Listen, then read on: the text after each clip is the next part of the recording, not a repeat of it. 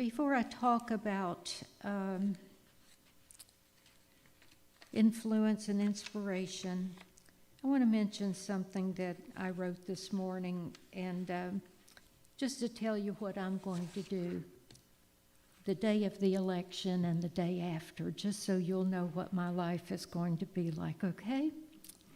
This is what I'm going to encourage you to do, okay? All right, who will you be on the day after election is what I wrote. I said, in speaking at my spiritual center today, I cannot help but be aware of the fear and angst in the world about the upcoming election. I'm certainly not talking about politics today or any other day, because we don't do that, but I do want to ask the question, who are you going to be on the day after the election? Since each of us is a unique ray of God, will you be a demonstration of that? Or will you fall into fear, worry, angst, or perhaps mocking the ones whose candidate didn't win? That's not love, is it? That's not love.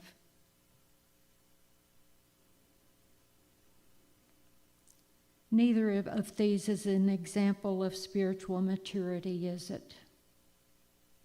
Here's how I intend to handle election day. I'm going to get up the way I always do, very early. I'm going to have my cup of coffee, and I'm going to spend at least an hour in meditation and prayer time. That's my time in the quiet, where I get ready for the day and I communicate with God. You see, as I'm going to talk in a minute, I'm under the influence of God. That's whose influence I'm under. Then I'm going to choose to be joyful, extending kindness to everybody. I'm going to go for a walk by the water. I'm going to walk about 2 miles. I think I'll enjoy the birds, the wildlife. I'm going to listen to the waves, the water. I'm going to talk to God the entire time I'm walking. I'm going to come home. I'm going to get cleaned up. And then for us, where we vote is close enough, I'm going to just walk right on over there. And after I'm finished, I'm going to take the long way home, and I'm going to walk back around to the water, and I'm going to enjoy a little bit more of that. I'm going to come home.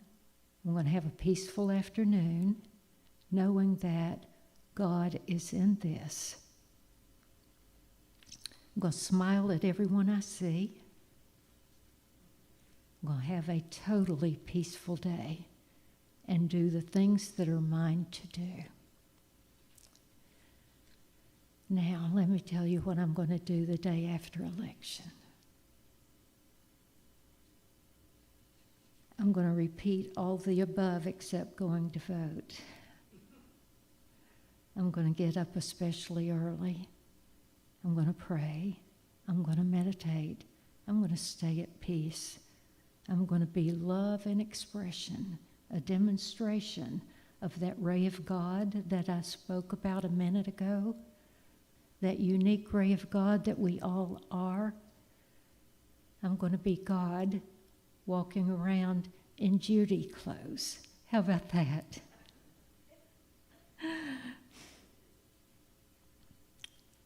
I intend to be at peace no matter who wins the election.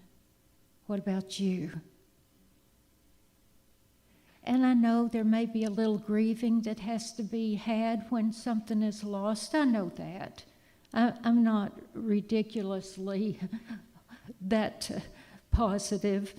I know that we can feel a tremendous loss. I know we can. Something that we've been hopeful over. I'm not going to let it affect my peace. I intend to be an expression of God no matter who wins the election. I intend to know that all will be well no matter what. like the two little boys and the barn and the ponies. I know you've heard the story. The one little boy walks in and somebody said there's a pony in there, and he said, "Oh, with all that poop, there can't be a pony." The other little boy walks in the same barn or stable. He says, "With all this poop, there's got to be a pony here somewhere." And we can look at it that way, that if we truly trust in the divine, if we truly trust in God, then we're going to put all that we have behind it, and we're going to say, okay, you know what? This didn't look like what I thought it was going to look like.